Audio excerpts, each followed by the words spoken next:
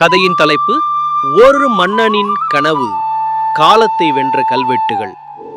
11ஆம் நூற்றாண்டு தமிழகத்தின் மத்திய பகுதியில் விரிவடைந்து காணும் பசுமை நிலங்கள், சூரியனின் கதிர்களால் பளபளக்கும் காவிரி ஆறு, அதனை காவல் போல சூழ்ந்து இருக்கும் கோட்டைகளும் கலை சேர்ந்த தெருக்களின் வழிகளும். அந்த ஊரின் மையத்தில் வாழ்ந்தார் ராஜராஜ சோழன்.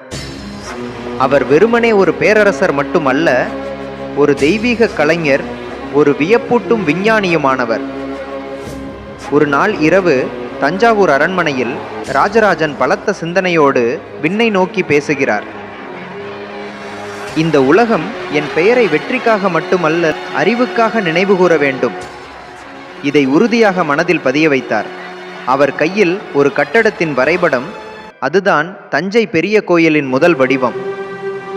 பெரிய கோயில் எனும் அதிசயம், அற்புதமான கட்டட விஞ்ஞானம், உலகின் மிக உயரமான கோபுரம், விமானம், 216 அடி உயரம், சுமார் 130,000 டன் கற்கள், எந்த பசும் மர கட்டுமானமும் இல்லாமலும் 1000 ஆண்டுகளாக நிலைத்திருக்கும் 80 டன் விசையுள்ள கலசம் எவ்வாறு உச்சியில் ஏற்றி வைத்தார்கள் என்ற புதிரின் விடை